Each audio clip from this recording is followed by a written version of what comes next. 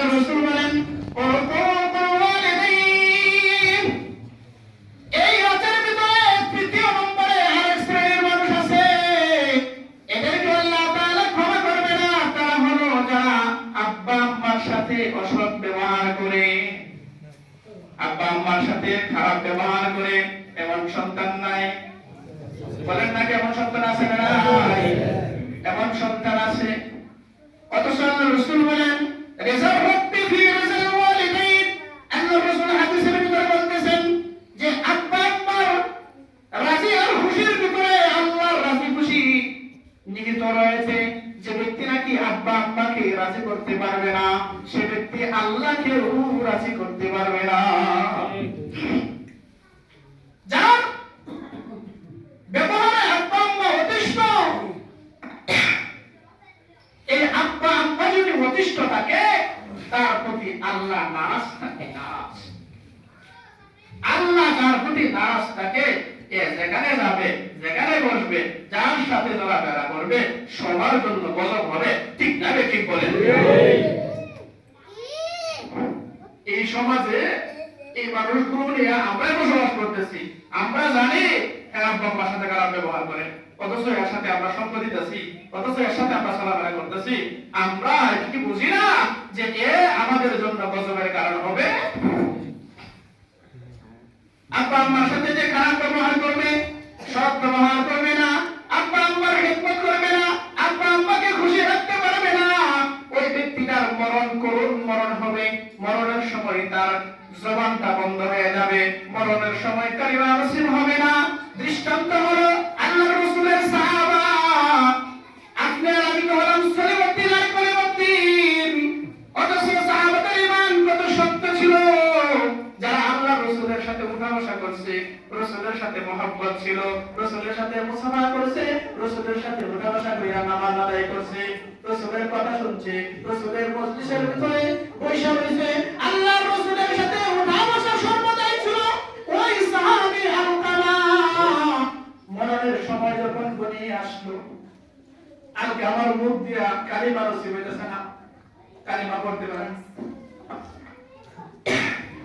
চেষ্টা করতেছে। আল্লাহ রাসূল সাহাবাদেরকে পাঠাইলেন, চারজনকে পাঠাইলেন, যাও তো আমার আলকামা, সে মরণ রোগে আক্রান্ত, মুমূর্ষ অবস্থায় আছে, তাকে একটু তালকিন দিয়ে আসো, কালিমা পড়াই আসো। তারা কি চেষ্টা করে কালিমা পড়তে পারে না, কালিমা পড়তে পারে না। রাসূলের কাছে আসছে, আপনার আলকামা তো কালিমা পড়তে পারে না, জবান তো বন্ধ হয়ে গেছে। আল্লাহ রাসূলের বুঝতে আর বাকি নাই, খবর লাগাও তার আম্মা আছে কিনা। খবর লাগায় দেখে তার আম্মা এখনো জীবিত, তবে আলকামার বাড়িতে থাকে না, অন্য এক খুলে ঘরে থাকে। আলকামার আম্মাকে খবর পাঠানো হলে আলকামার আম্মা আল্লাহ রাসূলের দরবারে আয়েশা বলতেছে, আমার আলকামার ব্যাপারে কি সংবাদ? আল্লাহ রাসূল বলতেছেন, আপনার আলকামার ব্যাপারে আপনার কোনো দুঃখ কষ্ট আছে কিনা?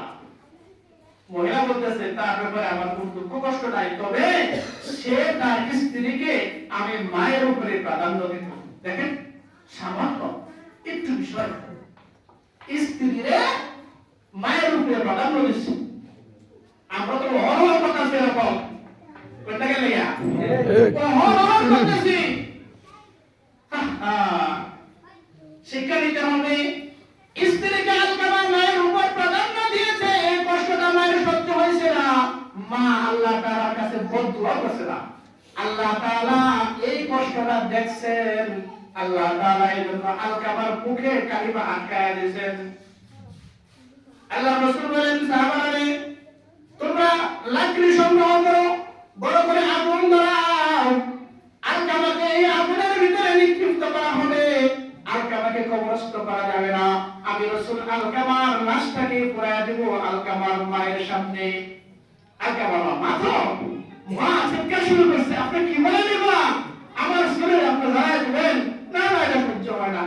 আল্লাহ রাসূল বলেন, এটা সহ্য হচ্ছে না, আপনি মনের ভিতরে ধরে বসে রয়েছেন, আপনার এই ধরা থাকলে আল্লাহ তাকে জাহান্নামের আগুনে পুড়াইবেন।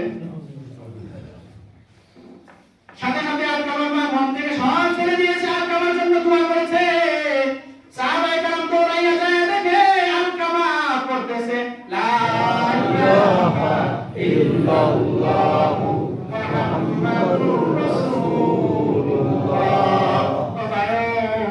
যারা বাবা আছে টুটি নাকি আমরা করে ফেলি, অপরাধ করছি, আজকে যায় রাতের বেলায়, এই রাতের বেলায় আব্বা আম্মার পা ধরে আমরা মাপ চাবো, চাবো ইনশাআল্লাহ। ইনশাআল্লাহ। তাদের কাছ থেকে ক্ষমা চাইবো।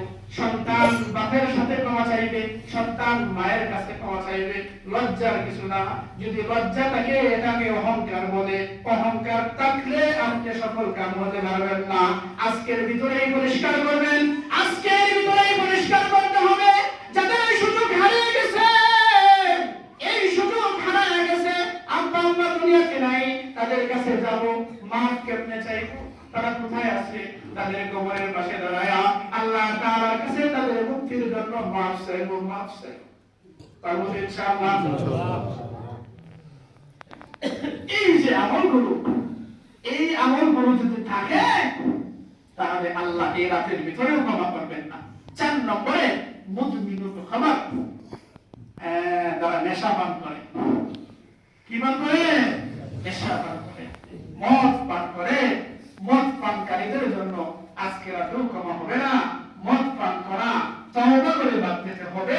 আজ থেকে প্রতিজ্ঞা করতে হবে, অতীতে, সামনে, ভবিষ্যতে, অতীতে যা করেছি আল্লাহ মাফ করো, ভবিষ্যতে আর এই কাজে লিপ্ত হব না।